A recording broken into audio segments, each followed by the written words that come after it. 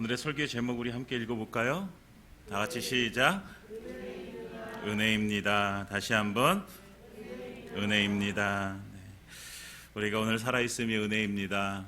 네. 우리가 함께 예배 드릴 수 있음이 은혜입니다. 네. 하나님께서 우리에게 주신 삶은 하나님의 은혜로 살아가라고 주신 삶입니다. 내 힘으로 살라고 하나님께서 우리에게 주신 것이 아니라 내가 너를 돌봐주겠다, 내가 너를 지켜주겠다, 내가 너를 인도해주겠다라고 약속해 주셔서 우리의 삶 가운데 그렇게 역사하신 하나님의 은혜로 우리는 살아가는 삶을 우리는 지금도 살고 있는 것입니다. 그렇죠, 여러분?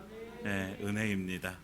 오늘 우리는 디모데 전서를 함께 나누기를 원하는데 바울이 쓴 편지죠. 바울이 디모데에게 쓴 편지예요. 우리가 바울이라는 사람은 너무나도 잘 알고 있죠. 바울은 예수님을 만난 게 이제 다메섹으로 가는 도중에 예수님을 만나게 되어져요. 그런데 예수님을 만나기 전에 그 바울의 모습을 보면 누구보다도 열정적으로 예수님을 핍박하던 사람이었어요. 예수님을 믿는 사람들을 핍박하고 잡아들이고 때리고 감옥에 가두고 하는 역할을 했던 사람이 바로 바울. 그 전의 이름을 우리는 사울이라고 얘기하죠. 근데 이 바울 어느 날이었어요. 스데반 집사가 고소를 당해서 대제사장 앞에서 재판을 받게 되어집니다. 이제 재판을 받는데 이제 그가 정말 자신 있게 예수님이 메시아라는 사실을 거기 모인 사람들에게 지금 목숨이 위태로운 시간이거든요. 이 재판을 통해서 자기의 목숨이 끊어질 수도 있는 상황인데 스데반 집사는 굴하지 않고 예수님을 구세주라고, 예수님을 메시아라고 증거하게 되어집니다. 결국 이 일로 인해서 거기 있는 사람들, 성경에서 보면 이렇게 표현합니다.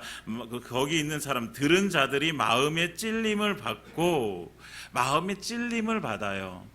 여러분, 마음의 찔림을 받은 사람들의 그 모습은 두 가지로 나타나게 되어지는데, 한 가지는 마음의 찔림을 받아서 회개하게 되어져요. 또 한 가지는 마음의 찔림을 받아서 일을 갈게 되어져요. 오늘 이 스데반 집사의 재판에 모인 사람들은요, 마음의 찔림을 받고 무엇을 하게 되어집니까? 회개를 합니까? 아니면 일을 갈게 되어집니까? 일을 갈게 되어져요. 그리고 그 스데반 집사를 성 밖으로 데리고 나와서 그들 손에 돌을 쥐고 스데반 집사에게 돌을 던지게 되어집니다. 그 돌을 맞아서 이제 스데반 집사가 순교하게 되어지는데, 그 순교의 그 시간 속에 거기에 있는 그 스데반 집사를 이제 곁에 있었던 그 증인들의 옷을 맡은 사람이 있어요. 그 사람의 이름이 바로 사울이었어요. 그러니까 스데반 집사가 죽어 마땅하다는 것에 동조하던 사람이 사울이었고요. 그 사람이 바로 바울입니다. 그러니까 바울은 예수님을 믿는 사람들을 이제 핍박하기 위해서 이제 그런 어떤 일들을 계속 해왔던 사람이고, 아까 말씀드렸듯이 다메섹으로 가서, 다메섹은 아수르라는 나라의 수도거든요. 그런데 다메섹까지 가가지고 예수 믿는 사람들을 잡아들이려고 했던 사람이에요. 그런데 가는 도중에 예수님을 만나게 되어지죠. 그리고 예수님을 만나고 인생이 180도 변화되게 되어집니다. 오늘 성경에서 보면 13절에 내가 전에는 비방자요 박해자요 폭행자였으나 이렇게 고백하잖아요. 바울이 예수님을 만나고 났더니 내가 그 전에는 내가 비방자였고 박해자였고 핍박자였구나. 그런데 이제는 그 바울의 모습이 180도 변화되어지는데 무엇으로 변해? 사도가 되어지고 전도자가 되어집니다. 이런 일련의 기억들을 이렇게 말하면서 바울이 고백할 수 있는 한 가지의 단어가 무엇이냐면 은혜라는 거예요. 은혜. 내가 전에 그런 사람이었는데 내가 지금 이런 사람이 되어진 것이 하나님의 은혜입니다 라고 이렇게 고백하고 있는 것이죠. 그래서 오늘 이 디모데 전서 정말 개인적인 편지예요. 자기의 영적인 아들과도 같은 디모데에게 편지를 보내는 거죠. 개인적인 편지인데, 이 디모데는요, 에베소라는 도시의 에베소 교회의 목사였어요. 젊은 나이에 이제 목사가 돼가지고 우여곡절을 많이 겪게 되어지지요. 몸도 아픈데 젊었지만 몸이 되게 허약했어요. 그런데 거기다가 이제 그 온갖 이제 외부적으로 내부적으로 계속되어지는 그 핍박 속에서 이 교회를 꾸려 나가야 되는 거예요. 그랬더니 얼마나 힘들겠어요. 그래가지고 바울이 이제 디모데 전서를 통해서 디모데에게 이제 힘을 주는 거예요. 너 힘내라라고 이렇게 얘기해 주는 편지가 바로 디모데 전서예요. 근데 오늘 이제 편지를 쓰면서 바울이 자기의 이야기를 하고 있어요. 간증이라고 얘기하죠. 자기의 간증을 이야기하고 있는데, 보통 자기 자신에 대해서 누군가에게 이렇게 얘기할 때는 자기의 잘한 모습을 드러내게 되어져 있잖아요. 그런데 오늘 바울의 모습을 보면 너무나도 자기의 어떤 과거에 숨기고 싶었었던 그런 일들을 꺼내놓기 시작하는 거예요. 아까 말씀드렸듯이 13절에 그런 모습들, 내가 전에는 이런 사람이었다, 비방했고 내가 박해자였고 폭행자였다. 15절에도 보면 내가 죄인 중에 내가 괴수다라고 이렇게 표현하면서 자기의 그런 어떤 과거에 좀 숨기고 싶었었던 그런 일들을 얘기하게 되어져요. 부끄러웠던 모습들을 얘기하게 되어지는 것이죠. 근데 왜 이런 이야기를 할까라고 생각을 해봐요. 에베소 교회 지금 목회하고 있다라고 그랬잖아요. 그 디모데가 얼마나 힘들었겠어요. 네, 몸도 약한데 또 나이도 젊은데, 그런데 온갖 핍박 속에서 그 교회를 이렇게 세워나가야 된다라는 것이 그에게 너무나도 힘든 일이었죠. 그러니까 사도 바울이 얘기하는 거예요. 내 모습을 봐. 내가 지금 전에는 그런 사람인데 내가 지금 이렇게 내가 하나님 앞에 이렇게 서 있잖아. 내가 그간 살아오면서 많은 것들을 겪어오면서 정말 모든 것들이 하나님의 은혜인 것을 내가 깨닫게 되어졌어. 그러니까 너도 지금 이렇게 힘들지만 어떻게 해라? 하나님의 은혜로 살면 너희가 일어날 수 있다라는 것을 얘기해 주고 있는 거예요. 이게 디모데 전서는 그런 관점에서 이제 사도 바울이 디모데에게 보내는 편지요. 근데 오늘 이제 그 사도 바울이 그 은혜를 이야기하고 있어요. 내가 전에 그런 사람이었는데 하나님이 나에게 은혜를 주셨다라고 하는 게, 첫 번째 은혜가 무엇이냐면 하나님께서 나를 충성되이 여겨 내게 직분을 맡겨 주셨다. 하나님이 충성되이 여기신 하나님의 은혜를 고백하게 되어져요. 12절 우리 함께 읽어보겠습니다. 시작. 나를 능하게 하신 그리스도 예수 우리 주께 내가 감사함은 나를 충성되이 여겨 내게 직분을 맡기심이니. 아멘. 하나님이 나를 충성되이 여기셨다라고 하는 것은요, 그러면 이전에 내가 생각하기에 나는 충성되어졌지 못했다라는 거예요. 나는 충성되지 못한 사람인데 하나님께서 내게 은혜를 주셔서 나를 충성되이 여겨 주셨다. 그래서 그 충성되이 여겨 주셔서 내게 무엇을 맡겨 주셨어요? 직분을 맡겨 주셨다라고 고백하는 거예요. 바울이 과거의 삶을 이렇게 뒤돌아보잖아요. 자기의 충성스럽지 못했던 바울은요, 지금 이렇게 고백하잖아요. 나는 비방자, 박해자, 폭행자 이렇게 고백하잖아요. 그런데 그때는요, 바울은요 전혀 이런 생각을 하지 못했던 사람이에요. 바울은요, 자기는 정말 믿음이 있었다고 생각했던 사람이에요. 자기는 하나님을 향해서 너무나도 열심히 있었던 사람이라고 생각했어요. 하나님께 너무나도 충성스러운 삶을 살았다고 생각했던 사람이 바로 바울이었어요. 네. 정말 열심히 했잖아요. 누가 예수 믿는 사람들을 잡으려고요, 다메섹이란 동네까지 가가지고 그 먼 나라, 이웃 나라까지 가가지고 그 일들을 하기 위해서 이만큼 열심히 있었던 사람이 바울이었어요. 그러니까 자기는 하나님께 너무나도 열심히 있었던 사람이다 라는 이 자부심을 가지고 살았던 사람이에요. 그런데 예수님을 믿고 났더니 자기가 했던 그 충성, 자기가 했던 그 열심, 그것이 하나님의 뜻과는 전혀 무관한 자기의 열심이었다는 것을 알게 되어지는 거예요. 나의 열심이었고 내 충성이었다는 거예요. 이것을 알고 나니까 내가 지금 이렇게 하나님께서 나를 이렇게 만나 주셔서, 그리고 나에게 예수를 믿게 해 주셔서 내가 지금 이 자리에 이렇게 서 있는 것이 하나님의 은혜입니다. 어떤 자리에? 나를 충성되이 여겨서 나에게 직분을 맡기신 이 자리에 서 있는 것이 제게 은혜입니다 라고 이렇게 고백하는 거예요. 바울은 알았어요. 그때 그렇게 충성했던 것이 그것이 내 교만이었구나라는 사실을 알게 되어졌어요. 우리도 이런 오류에 빠질 때가 가끔씩 있어요. 자기 열심에 빠질 때. 저도 그럴 때가 있어요. 저도 생각해 보면 그런 거예요. 교회의 일, 하나님께서 내게 맡겨주신 일이고 하나님께서 내게 감당하라고 주신 일이야.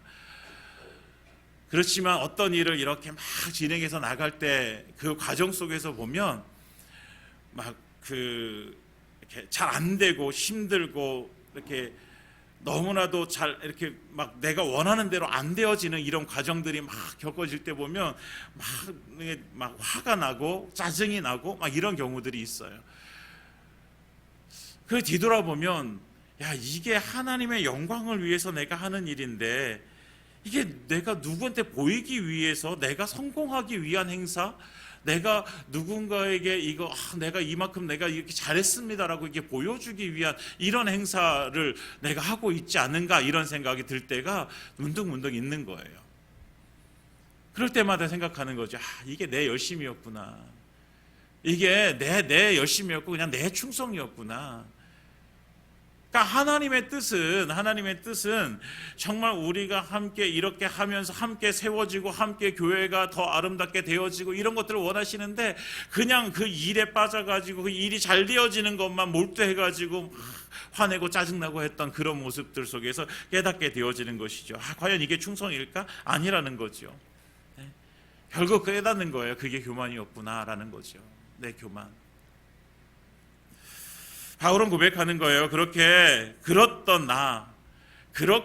내가 하나님 앞에 충성됐다라고 여겼지만 그렇게 충성되지 못했던 나를 하나님께서는 이제 나에게 충성되이 여겨주시는 그 은혜를 베풀어 주셨다라고 이렇게 고백하는 거죠.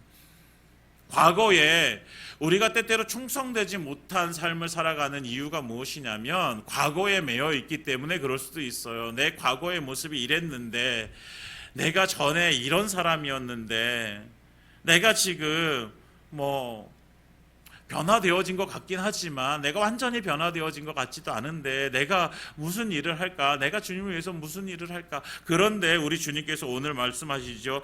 그럼에도 불구하고 주님께서는 우리를 어떻게 여기십니까? 충성되이 여겨 우리에게 직분을 맡겨주시는 것입니다. 사랑하는 여러분, 하나님께서 우리를 충성되이 여겨주십니다. 그것이 은혜입니다. 충성되이 여겨주시는 은혜. 그러니까 우리는 우리 스스로 나는 안 돼라고 이렇게 얘기할 필요가 없어요. 왜? 우리를 충성되이 여겨주시는 분은 누구예요? 하나님이 우리를 그렇게 여겨주시는 거예요. 그것은 충성되이 여긴다는 것은 하나님이 우리를 신뢰한다는 거예요. 우리를 믿는다는 거예요. 내가 너를 믿어. 내가 너를 신뢰해. 내가 너와 함께해. 내가 너에게 힘을 줄 거야. 그러니까 너는 나를 믿고 따라와. 이렇게 말씀해 주시는 거예요. 사랑하는 여러분, 우리를 충성되이 여겨주시는 하나님의 은혜를 우리가 믿으시기 바랍니다. 그래서 내 모습, 내가 그냥 지금 이런 모습, 물론 우리 중에 믿음이 좋으신 분도 계시고 약하신 분도 계세요. 그런데 우리가 모두가 다 우리가 받아 누릴 것은 그럼에도 불구하고 우리의 약한 점들이 있거든요. 그런데 그 모습 속에서도 하나님은 우리를 신뢰하시고 우리를 믿으시고 우리를 충성되이 여기셔서 우리에게 직분을 맡겨주시는 것입니다. 사랑하는 여러분, 이것이 우리에게 은혜입니다. 은혜. 충성스럽게 여겨주시는 은혜입니다. 우리가 이 은혜 누리시기를 예수님 이름으로 축원드립니다. 충성되이 여겨주시는 은혜. 그러면서 바울은 고백합니다. 13절에 내가 전에는 비방자요 박해자요 폭행자였으나 도리어 긍휼을 입은 것은 내가 믿지 아니할 때에 알지 못하고 행하였습니다. 긍휼을 입은 것, 긍휼. 다른 말로 쉽게 말하면 은혜죠. 하나님의 은혜이죠. 그런데 그 은혜가 어떤 은혜냐면 14절에 우리 주의 은혜가 그리스도 예수 안에 있는 믿음과 사랑과 함께 넘치도록 풍성하였도다라고 고백하고 있습니다. 하나님께서 주시는 그 은혜는 어떤 은혜입니까? 풍성한 은혜예요. 넘치도록 풍성한 은혜. 우리에게 주시는 하나님의 은혜는 넘치도록 풍성한 은혜입니다. 하나님께서는 그냥 이렇게 조금씩 이렇게 주시는 분이 아니라 넘치도록 풍성하게 주시는 하나님의 은혜, 우리가 그 은혜를 맛보아 사는 것입니다. 그러니까 바울은 이렇게 고백합니다. 내가 긍휼을 입은 까닭, 내가 전에는 이런 사람이었는데 내가 지금 이렇게 긍휼을 입은 까닭은 그때는 알지 못했기 때문이다. 알지 못하고 행하였기 때문이다 라고 이렇게 고백하고 있어요. 알지 못했다라는 거예요. 그렇게 자기는 충성됐다라고 여겼던 그 시절이요, 알지 못했던 시절이었던 거예요. 자기는 하나님을 안다고 생각했었어요. 무엇보다도 하나님을 잘 안다고 생각했던 사람이 바울이에요. 그런데 지금 생각해보니까 알지 못했구나라고 고백하는 거예요. 알지 못했구나. 바울이 알지 못했기 때문에 지은 죄였어요. 그것을 하나님께서는요, 그것을 용서해 주심으로 인해서 긍휼을 베풀어 주시죠. 그러니까 우리가 신앙생활 할 때 우리가 하나님을 아는 것이 너무나도 우리에게 중요하다는 사실을 다시 한번 깨닫게 되어져요. 여러분, 하나님을 아는 것이 너무나도 중요합니다. 무턱대고 믿습니다라고 해서 믿는 게 아니잖아요. 하나님의 말씀을 가지고 우리는 믿음으로 나아가는 것입니다. 그래서 하나님을 알기 위해서 가장 필요한 것이 뭐냐면 말씀이에요. 하나님의 말씀. 때로는 사람들은요, 기적을 통해서 하나님을 만나게 되어집니다. 너무나도 크신 하나님의 은혜예요. 기적을 통해서. 그런데 그 기적만 추구하게 되어지면 올바른 신앙인으로 자라갈 수가 없어요. 성숙한 믿음의 그리스도인이 되어질 수가 없어요. 우리가 성숙한 믿음으로 나아갈 수 있는 길은요, 기적을 통해서 주시는 그 하나님의 은혜가 아니라 하나님의 말씀으로 우리가 계속해서 그 믿음이 쌓여져 가는 것입니다. 그 하나님을 알게 되어지는 거예요. 하나님을 알면 알수록 우리의 믿음은 커져가게 되어져 있는 거예요. 하나님의 그 크신 은혜를 알게 되어지니까 우리의 믿음이 더 커져가는 것이죠. 하나님의 역사하심을 알게 되어지니까 우리의 믿음이 더 커져가는 거예요. 그러니까 우리는 무엇해야 되는 거예요? 하나님의 말씀을 읽고 묵상해야 되는 거예요. 바울이요, 말씀, 여기서 말하는, 바울이 말하는 말씀은 이제 구약의 말씀이죠. 구약의 말씀에 대해서 능통했던 사람이잖아요. 지금으로 하면 박사학위를 가졌던 사람이에요. 그 당시에 최고의 랍비였던 가말리엘이라는 사람의 그 랍비의 그 밑에서 배웠던 사람이거든요. 그러니까 구약에 대해서 바울에게 있어서는요, 그건 뭐 논할 수가 없어요. 그런데 그렇게 하나님을 잘 알고 있는 사람이 어떤 자리에 섭니까? 핍박하는 자리에 서게 되어지잖아요. 그것은 뭐예요? 하나님을 알지 못했기 때문이죠. 하나님을 알지 못했기 때문에. 우리는 하나님을 알아야 됩니다. 그래서 배워야 됩니다. 무엇을요? 말씀을 배워야 되는 거예요. 사도행전 17장에 보면 베레아 성도들을 향해서 이렇게 이야기합니다. 베레아에 있는 사람들은 데살로니가에 있는 사람들보다 더 너그러워서 간절한 마음으로 말씀을 받고 이것이 그러한가 하여 날마다 성경을 상고함으로. 아멘. 베레아 사람들이요, 어떻게 말씀을 받았어요? 간절한 마음으로 말씀을 받았어요. 간절한 마음으로. 그리고 그 말씀이 그러한가 하여 날마다 성경을 연구하게 되어지는 것이 베레아 성도들이었어요. 중세시대 때는요, 이 성경이요, 성직자들에게만, 그 당시 말하는 성직자라고 하는 사람들에게만 주어졌던 책이에요. 일반 사람들은요, 이 성경을 읽지 못했어요. 금서였어요. 금서. 너희는 읽지 마라고 이렇게 얘기했거든요. 그런데 현대에 와서는 이 성경을 누구나 다 읽을 수 있게 되어졌어요. 그런데 누가 금서를 만들어요? 우리가 이 성경을 금서로 만들어 버리는 거예요. 읽질 않는 거죠. 연구를 하지 않는 거예요. 펴질 않는 거죠. 사랑하는 여러분, 성경은요, 날마다 그러한가 하여서 우리가 연구해야 될 책이 성경입니다. 하나님이 계시해서 우리에게 알려주시는 것은 성경을 펴고 읽을 때 우리에게 알려주시는 거예요. 우리가 간절한 마음으로 하나님의 말씀을 받을 때 하나님께서 우리에게 깨닫는 은혜를 주실 줄 믿습니다. 우리가 하나님의 말씀을 가지고 하나님을 알기를 원합니다. 그러니까 알지 못했기 때문에 바울은요, 핍박자였어요. 그러니까 이 핍박자에서 바울이 지금은 무엇으로 세워진 거예요? 복음 전하는 전도자로 하나님께서 세우신 거예요. 이게 하나님의 은혜예요. 근데 이 은혜를 바울은 고백하는 거예요. 이 은혜가 내게 넘치도록 풍성했다라고 고백하는 거예요. 하나님이 주시는 은혜, 넘치도록 풍성한 하나님의 은혜예요. 그러니까 자기는 도저히 그런 삶을 살 수 없는 사람이었는데, 내가 지금 이런 삶을 살 수 없는 사람인데, 그런데 하나님이 나를 충성되이 여기셨고 하나님께서 넘치도록 풍성한 은혜를 주셔서 내가 지금 이런 사람이 되어졌어, 이렇게 내가 복음 전하는 사람이 되어졌어 라고 고백하는 거예요. 그러니까 바울은 그 고백 속에 은혜를 빼놓으면 말할 것이 없는 사람이에요. 바울이었어요. 은혜라고 고백할 수밖에 없는 것이죠. 사랑하는 여러분, 우리도 그런 은혜를 받은 줄 믿습니다. 네. 우리는 바울보다 더 나았냐? 우리는 비방자가 아니었고 박해자가 아니었고 폭행자가 아니었냐? 우리도요, 예수 믿기 전에는요, 예수님이 원하시지 않는 삶을 살았던 똑같은 사람이잖아요. 우리도 은혜가 아니었으면 예수님을 만날 수 없었고, 우리가 하나님의 은혜가 아니었으면 예수님을 믿을 수가 없었던 존재였어요. 그런데 그 은혜 주셔서 우리가 하나님을 믿게 되어졌고 하나님을 알게 되어졌잖아요. 우리도 똑같이 하나님의 은혜를 누린 사람이에요. 우리도 고백해야 되는 것이죠. 나도 하나님의 은혜밖에 없습니다. 하나님의 은혜로만 살아갑니다. 이것이 우리의 고백이 되어지기를 원합니다. 넘치도록 은혜, 넘치도록 풍성한 그 하나님의 은혜, 그 은혜를 받은 사람이 바로 저와 여러분들입니다. 그 은혜가 어떤 은혜예요? 15절에 보면 이렇게 말씀하죠. 믿보다 모든 사람이 받을 만한 이 말이요, 그리스도 예수께서 죄인을 구원하시려고 세상에 임하셨다 하였도다. 누구를 구원하시기 위해서? 죄인을 구원하시기 위해서 세상에 임하셨다. 그런데 그 죄인 중에 괴수가 누구다? 나다. 바울이 고백이에요. 죄인 중에 괴수가 나다. 바울은요, 자기가 죄인 중에 괴수라고 고백하는 거예요. 여러분, 죄인 중에 괴수가 누구일까요? 우리가 아닐까요? 우리? 하나님의 그 은혜가 아니었으면 우리는 예수님을 만날 수 없는 사람이었어요.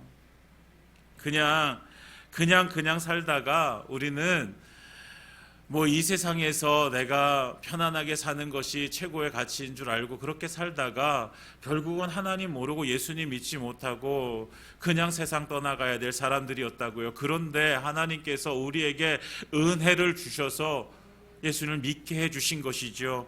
그러니까 우리에게 가장 큰 은혜는 구원의 은혜입니다. 구원의 은혜. 바울이 그걸 고백하는 거예요. 예수께서 죄인을 구원하시려고 세상에 임하셨다. 죄인 중에 괴수가 나다. 그러니 죄인 중에 괴수인 나도 예수님께서 뭐 하셨다? 구원해 주셨다라고 고백하는 것이죠.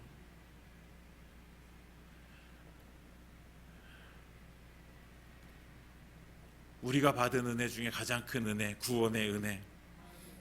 근데 그 구원의 은혜가 어떻게 이루어졌습니까? 16절에 내가 긍휼을 입은 까닭은 예수 그리스도께서 내게 먼저 일체 오래 참으심을 보이사, 내게 일체 오래 참으셨다라는 거예요.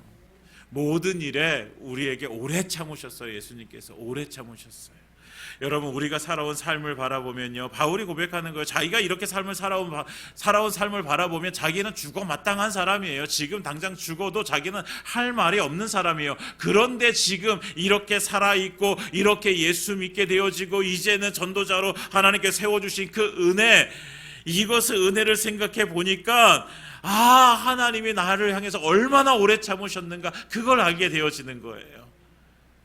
내가 그때 죽었어도 내가 할 말이 없는 사람인데, 내가 그때 망했어도 할 말이 없는 사람인데, 그런데 지금 나를 이렇게 하나님께서 나를 세워주셨다. 하나님 오래 참으셨구나. 하나님 오래 참으셨구나. 하나님은요, 언제나 우리에게 오래 참아주십니다. 돌아올 때까지 참아주세요. 그리고 계속해서 우리에게 메시지를 보내주세요. 돌아오라고. 우리는 이미 예수님을 믿게 되어졌어요. 우리는 돌아왔어요. 그런데 지금도 예수님 우리의 삶을 바라보시면서 기다리고 계세요. 무엇을 기다릴까요? 더 온전한 삶을 더 하나님 앞에 충성된 삶을 살라고 우리를 기다리고 계신 그 주님의 마음을 우리가 알길 원합니다. 우리 탕자의 비유 너무 잘 알잖아요. 탕자가 아버지 재산 가지고 나가가지고 유산 받아가지고 나가가지고 흥청망청 다 써버리고서 나중에 돌아오게 되어지잖아요. 그때 돌아오는, 정말 거짓골로 돌아오는 그 아들을 제일 먼저 발견하고 달려와서 안아준 사람이 누구입니까? 그의 아버지였죠. 아버지. 동네 어귀를 매일매일마다 가서 바라보는 거예요. 가장 높은 곳에 올라가가지고 매일매일 그 어귀를 바라보면서 내 아들이 언제나 올까 바라보는 거죠. 그냥 어느 날 올라갔더니 아들이 그때 마침 그때 이게 아니에요. 아버지는 매일매일 그 자리에서 기다리는 거예요. 아들을. 우리 아들 언제 오나, 우리 아들 언제 오나 기다리는 것이죠. 그러다가 아들이 돌아오자 가장 먼저 반겨 환영해 준 사람이 아버지였어요. 그의 모습이 어떠하든지 하는 상관없었어요. 냄새가 나도 상관없어요. 옷이 뭐 너덜너덜해져도 상관없어요. 아무 상관없어요. 그런 거는 그냥 무엇 때문에 좋은 거예요? 그 아들이 살아 돌아온 게 좋은 거예요. 어떤 모습이었든지 그 아들이 살아온 것이 너무나도 기쁜 거예요. 그 아버지는 오래 참고 기다리는 거예요. 우리 하나님이 바로 그렇게 오래 참으면서 기다리십니다. 우리가 혹시라도 은혜 자리를 떠나버리게 되어지면 하나님 그때부터 또 기다리시는 거예요. 다시 돌아오라고. 우리가 하나님을 만나는 자리를 떠나버리면 또 하나님께서 또 기다리시는 거예요. 돌아올 때까지. 여러분, 우리가 받은 구원의 은혜는 하나님의 오래 참으심이었습니다. 하나님이 오래 참으셔서 우리를 기다려 주셨습니다. 그리고 우리는 그 하나님의 오래 참으심으로 인해서 하나님께서 주시는 그 구원의 은혜를 받아 누리게 되어진 것입니다. 그리고 이 구원의 은혜는 뒤에 말하고 있어요. 오래 참으심을 보이사 후에 주를 믿어 영생을 얻는 자들에게 본이 되게 하려 하심이라. 우리는 이제 우리가 받은 구원의 은혜를 가지고 나아가서 뭐가 되어져야 돼요? 사람들에게 예수 믿는 사람들은 이런 사람이다라는 것이 보여줘야 되는 것이 우리의 삶인 거죠. 본이 되어지는 삶을 살아가는 것이 우리의 삶인 거예요. 본이 되어지는 것. 사랑하는 여러분, 우리가 받은 은혜는 너무나도 크신 하나님께서 풍성하도록 넘치도록 주신 은혜입니다. 그것은 다름 아니라 구원의 은혜입니다.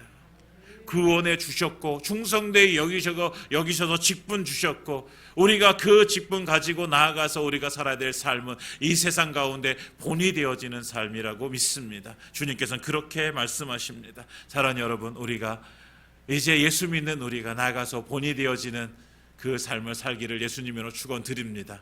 마지막으로 사도 바울은 그래서 이 모든 은혜를 알기 때문에, 자기에게 주신 그 하나님의 크신 은혜를 알기 때문에 이렇게 고백하는 것입니다. 17절 함께 읽습니다. 시작. 영원하신 왕 곧 썩지 아니하고 보이지 아니하고 홀로 하나이신 하나님께 존귀와 영광이 영원 무궁하도록 있을지어다. 아멘.